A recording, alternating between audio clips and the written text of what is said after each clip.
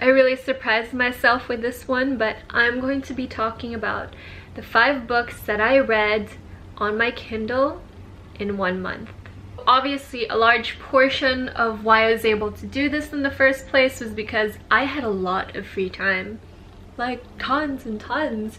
But because of this Kindle that came into my life, that I was able to ditch Netflix completely and just kind of zero in on my books. Now I want to talk about the books that I read because I feel like that is another reason why I was able to read so many books in such a short amount of time. I'll talk about the books and then you guys can pretty much decipher at the end of the video whether you know what the second trick is to being able to finish 5 books in 1 month. But yeah, let's just get into the first book. So the first book that I bought is Sharp Objects by Gillian Flynn. And it's a psychological thriller about a journalist that goes back to her hometown because she's trying to uncover some of the mysteries and crimes that's been happening there. She actually realizes that she needs to uncover the truth behind her own sister's passing back when she used to live there. Just as you thought you knew what was going on, Gillian Flynn throws a curveball at you and slaps you in the face and goes, "Not today, honey." Gillian Flynn has a way of pulling you into the darker end, and I expected nothing less from her considering the movie adaptation from her other book called Gone Girl, which I absolutely loved. Like, that movie is just all kinds of crazy. So that is the main reason why I chose this book as my first read, because I knew that it was going to be a page turner. 2018 has really humbled me down and forced me to accept the fact that I'm not in control of my money.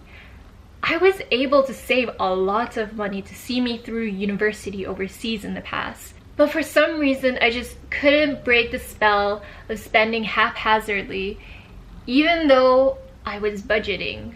Now, what I didn't know was that saving money without putting it anywhere is just loose money waiting to get spent.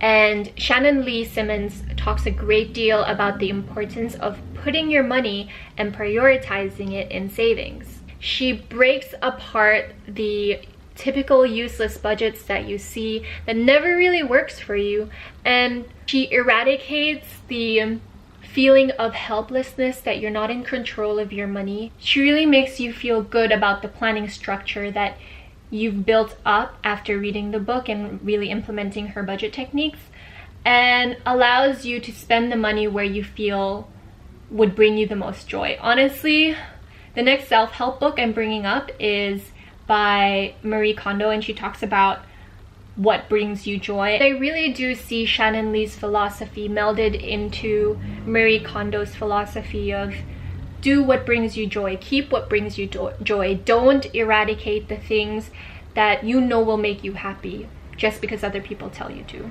In her book, she talks about 4 different sections where you should put your money in. The first being fixed expenses, then your meaningful savings, your short-term savings, and lastly, your spending money. I actually really want to get in depth with the budgeting that she talks about because I feel like so many people need to hear this, and you could definitely apply this for freelancers, part-timers, people that don't have a structured income on a monthly basis. I mean, I'm definitely on that bandwagon where I need to wait for money to stream in from jobs, and it's never on a consistent monthly due date. I always have to wait depending on the clients and when the clients will be paying me. So it really puts me at a liability. I think that was one of the reasons why I didn't really save as much as I should, or I just spent like that, because every time money came into my bank account, it was a huge sum lumped up with multiple jobs. That being said, I definitely want to do a separate video on that, so keep in tune to my channel to check that out if you want to. Ultimately, the biggest stowaway to take from her book is that savings should be treated as an expense. The next book is another murder thriller mystery called Murder on the Orient Express by Agatha Christie. So I picked up this book because I saw the trailer and it looked really, really intriguing. It had really big actors like Penelope Cruz, Johnny Depp, Michelle Pfeiffer. Starts with a group of seemingly random strangers boarding an express train in Europe, and halfway through the journey, a man in a cabin gets murdered. Now luckily, there was a detective that was traveling in that cabin. So the world-renowned detective managed to rule out that the murderer could have only come from the strangers in the cabin. And you really go through the ins and outs of a great mind as you follow along the pages. You see how he is able to take in other people's alibi, people that he never knew and would not be able to attest to their credibility, and manage to cipher up an explanation and point out who the killer is. 100% has that Sherlock Holmes vibe to it. So who doesn't love a nice murder mystery, right? Now, this next woman is no stranger to us all. She just recently opened up a program with Netflix called Tidying Up, and it is no other than Marie Kondo. Marie Kondo is this Japanese cute saint that goes into your home and tells you what to get rid of. No, actually, she doesn't tell you what to get rid of. She just comes in and she teaches you her Konmari Method / her decluttering philosophy, where you hold an item in your hand one by one and you ask, does this spark joy? I'm sure you've seen all the memes go around on the internet about it, because it is a little bit of a vague question to make and it is totally 100% subjective. But her book, The Life-Changing Magic of Tidying Up, has done wonders for me. Now, this wasn't the first time I read the book. I actually read it cover to cover 3 to 4 years ago. 2018, at the end of it at the very least, is just a moment for me to realize what I've been doing wrong and to rectify habits that was not favoring me very well. So I wanted to relearn it all again, and I purchased the digital copy on my Kindle. I thought it was well worth the spend. Lo and behold, come to my surprise, the Kindle version costs less than $3 to purchase, which is a mind-blowingly minuscule amount compared to $23.17 that is retailing if you buy it online for a hard copy or even in a bookstore. I was just gobsmacked by the price difference. I don't know if the prices have been revised in Amazon. Maybe they have, because Konmari is hitting a high wave again of popularity with her new Netflix program, so maybe Kindle jumped up the prices again. But I did buy this copy on the 1st of December of 2018, so I managed to buy it just below $3. Can you imagine? Basically, the book talks about a new philosophy on how to tidy and organize your space, and the author calls this the Konmari Method, obviously named after herself.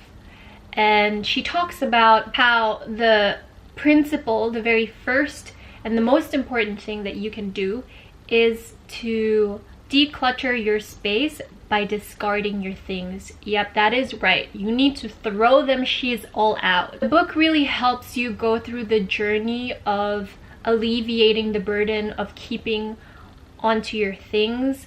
She explains, for example, that everything serves a purpose, and if somebody gives you a gift that you don't necessarily use or don't necessarily like, let's just be honest, sometimes people don't buy the best gifts for us, it doesn't mean that you should feel bad for throwing them away, because the purpose of the gift is to, number one, make the giver feel like they've displayed some sort of affection to that person they're giving it to. The second being that you understand that the gift that you've received comes from a loving place. It comes from a relationship with that person that you treasure and value. And when you accept that, you accept those virtues. At the end of the day, just the act of giving that gift and the act of receiving that gift has already served that thing's purpose.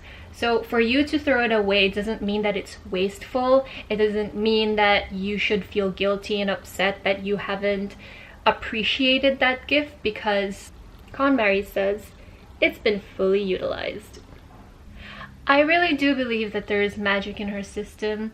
Along with the other self-help book with Shannon Simmons, these things can only work for you if you've implemented both a philosophy to the techniques and the strategies that these people are presenting to you. So I really like that they've broken down all the things that society has superimposed on us that we think is right and we think is wrong, and they have totally disregarded that fact and given the reader a fresh perspective. A fresh perspective is such a vital thing when you're trying to kickstart a new habit or when you're trying to motivate somebody to do something new. Both these books does such a good job at trying to create a paradigm shift and get you to kickstart a new change in your life. Now, the fifth book that I read is Room by Donoghue. Now, this book was such a breath of fresh air because of the narrator of the book. And the book is narrated by a 5-year-old boy called Jack. And Jack was born in a room. He grew up in a room, only knows his existence to be in that one place, and he only has one relationship ever with his mother. Unbeknownst to him, his mother was actually kidnapped and held captive for years and years before she even had him. He ended up being the offspring of her captor.